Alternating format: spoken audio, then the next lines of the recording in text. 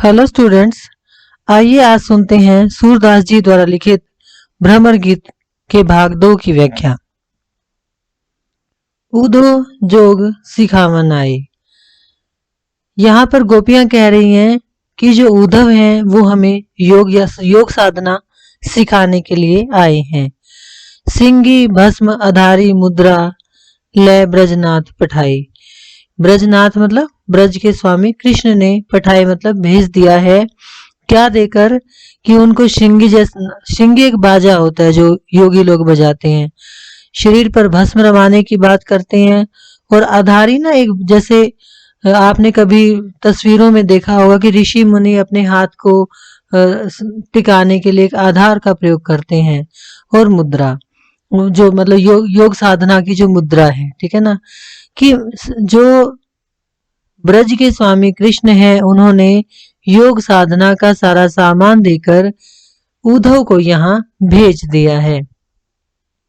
जो पै जोग लिखियो गोपिन को कत रसराज खिलाए। फिर वो कहते हैं कि यदि हमारी किस्मत में योग लिखा था तो कत मतलब क्यों, रसराज मतलब श्रृंगार।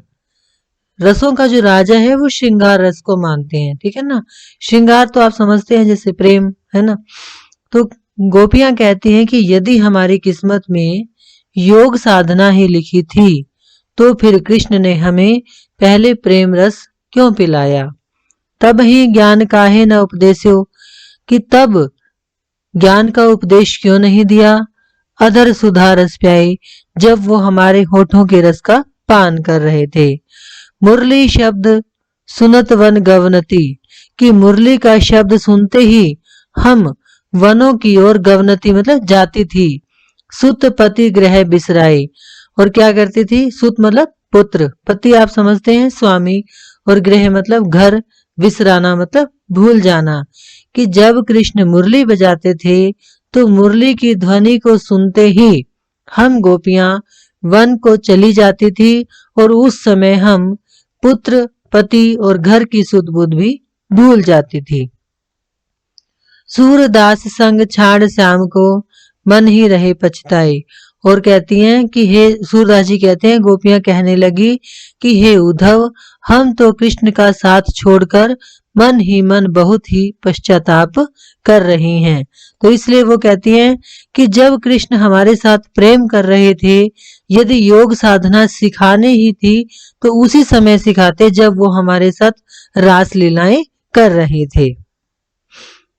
अखियां हरि दर्शन की भूखी। देखिए यहाँ पर क्या कहती हैं वो, कि हे उद्धव, हमारी आंखें तो कृष्ण के दर्शनों की भूखी हैं, यानी कि हमारी आंखें केवल कृष्ण को ही देखना चाहती हैं। कैसे रहें रूप रस रांची, ये बतियां सुन रूखी। कि तुम्हारी योग साधना की जो बातें हैं ना वो बड़ी रूखी हैं, ड्राई हैं।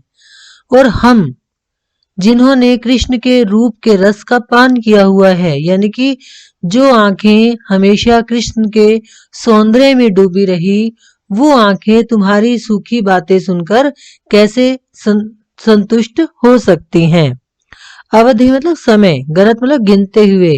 इकटक तो समझते हैं एक टक, मग मतलब रास्ता, और जोवत मतलब देखते हुए।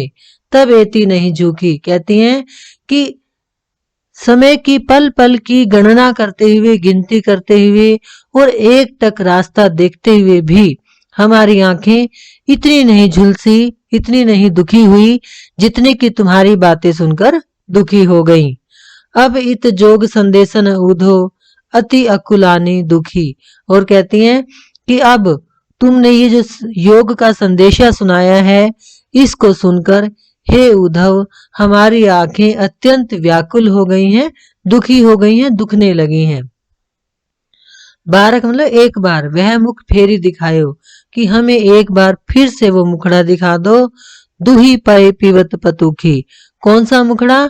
दुहिन मतलब दूह कर, दूध को दोहना, जैसे गाय का दूध निकालते थे।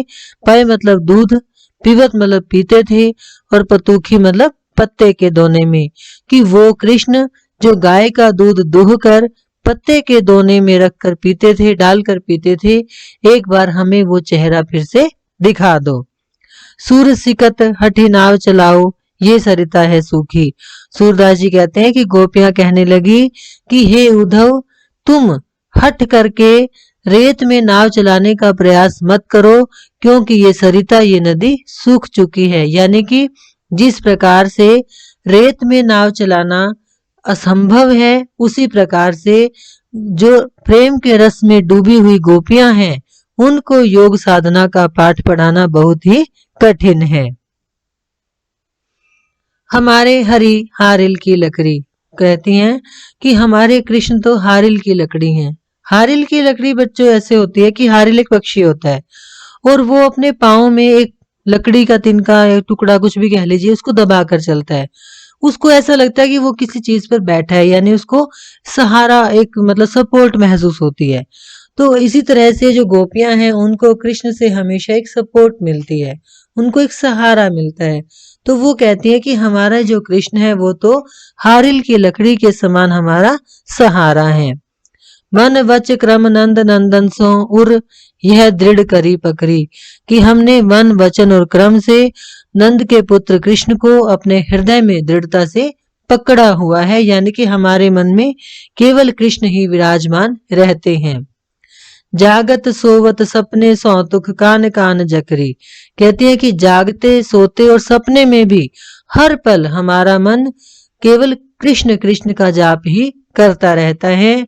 सुनत ही जोग लगत ऐसो अली जो करुई ककरी, और कहती हैं कि योग की बात सुनते हुए तो हे भंवरे, हमें ऐसा लगता है जैसे कि हमने कड़वी ककड़ी को खा लिया हो। सोई व्याधि हमें ले आए देखी सुनी न करी, और तुम तो सोई व्याधि मतलब बीमारी, ऐसी बीमारी हमारे लिए लेकर आए हो जिसके बारे में ना हमने कभी सुना और ना हमने कभी उसके बारे में उसको कभी देखा, कि ऐसी व्याधि, ऐसी बीमारी जिसके बारे में आज तक हमने सुना ही नहीं, तुम तो ऐसी बीमारी हमारे लिए ले आए हो।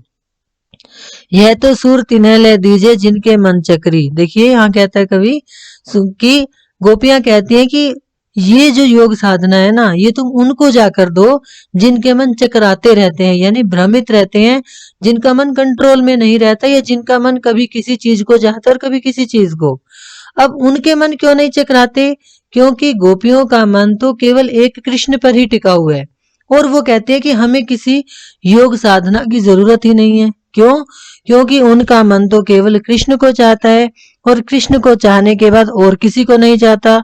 उनके मन में कृष्ण दृढ़ता से बसे हुए हैं, और इसलिए उनका मन चकराता ही नहीं है, कहीं और जाता ही नहीं है। इसलिए हे उद्धव, ये योग साधना तुम उनको सिखाओ जिनके मन चकराते रहते हैं। Thank you.